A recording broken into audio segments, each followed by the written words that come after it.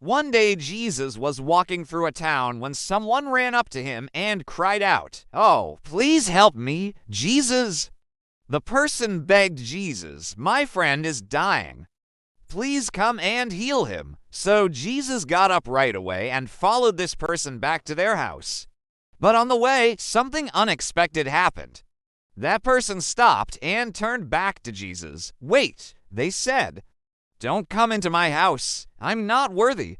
But just say a prayer and my friend will be healed." When Jesus heard this, he couldn't believe how much faith this person had. Hello, dear friends. Welcome to our channel where we share the wonderful stories and teachings of Jesus Christ.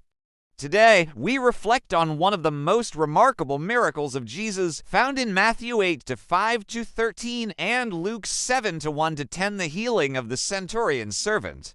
Our story begins in Matthew chapter 8, as Jesus entered the town of Capernaum. A Roman centurion, a man of authority and discipline, came forward with an unusual request. Unlike many others who sought Jesus for themselves, this centurion pleaded for the life of his servant, a servant whom he deeply valued and loved, who was gravely ill and near death.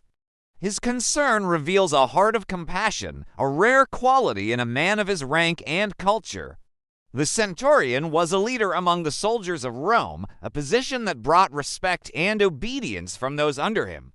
Yet, it was not a role typically associated with empathy and care. However, this centurion was moved not by his status, but by love for his servant, someone he held so dearly that he wished to save him from the grip of illness. This request presented Jesus with a unique challenge, an opportunity to perform a healing outside the familiar setting of Jewish society. When the centurion approached Jesus, he did so with humility and respect. He didn't demand or pressure Jesus, but gently sent word to him saying, "Lord, my servant lies at home paralyzed, suffering terribly." This humble request made by the centurion shows us the kind of man he was. Despite his position of power, he wasn't arrogant or self-centered, but humble and considerate of others. The word paralyzed describes a condition far worse than physical weakness. It represents a complete incapacitation, a state of helplessness and utter despair, similar to the condition of those who are spiritually dead in their sins. The centurion, recognizing the gravity of his servant's condition, used the term suffering, terribly emphasizing the depth of his compassion and the urgency of the situation. Upon hearing the centurion's plea, Jesus didn't hesitate to respond. With kindness and compassion, he replied, "I will come and heal him." Jesus' immediate response shows his empathy towards the centurion and his servant. He didn't turn away from the request or make promises he couldn't keep, but offered hope and comfort in the face of despair. And then came the centurion's reply, one that has echoed through the centuries and left an indelible mark on the hearts of believers.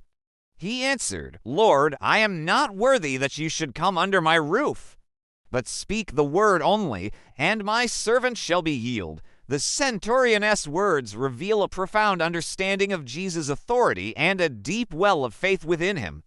To be not worthy doesn't mean he felt he didn't deserve Jesus' help, but rather recognized the immense holiness and majesty of the person he was addressing. Despite this, he dared to place his faith in Jesus' words. The centurion believed that Jesus' word held the power to heal, even from a distance. This kind of faith is truly remarkable because it acknowledges the greatness of Christ while humbly placing oneself under his word.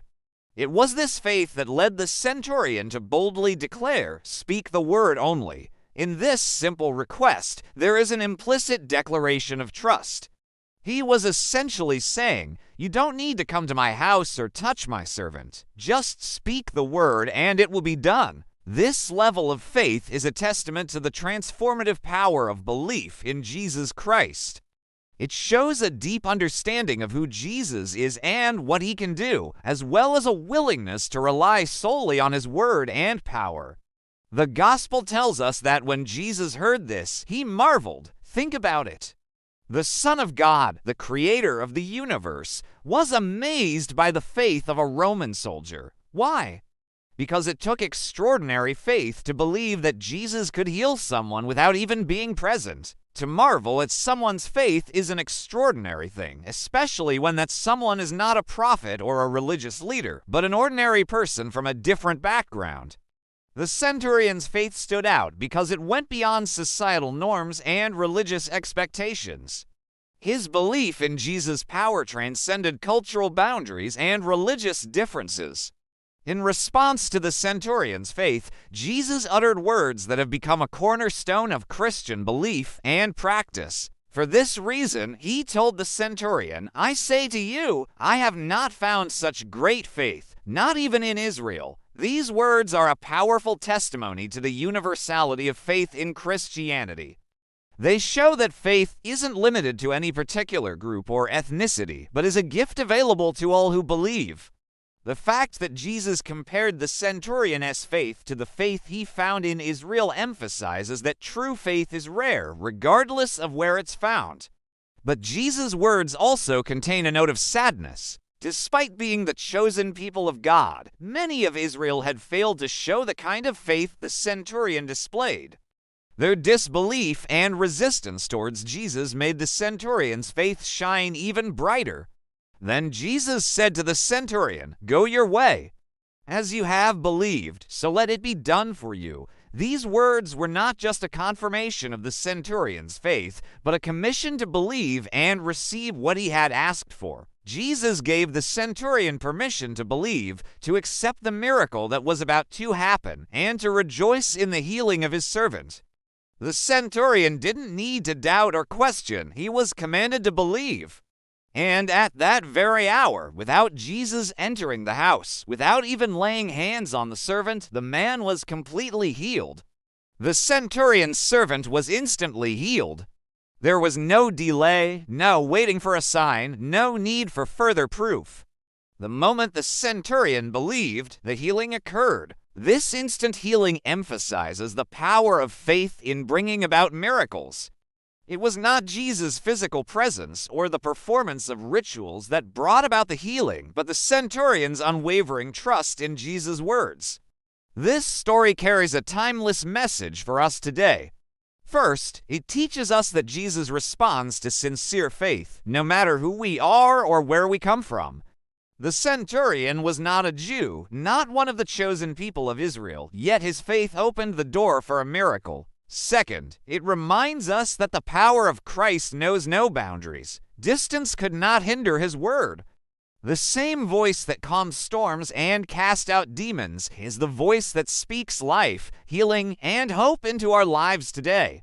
The centurion's words also echo a prayer that Christians still repeat in worship. "Lord, I am not worthy, but speak the word only." It is a recognition that we stand before Jesus not in our own merit, but in humility, relying fully on his grace and authority. As we reflect on this powerful miracle, let us ask ourselves, do we trust Jesus enough to believe that his word is sufficient?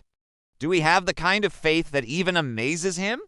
Friends, the healing of the centurion's servant is not just a story from the past. It is a living reminder that the same Jesus who spoke healing in Capernaum is the same Jesus who speaks into our lives today.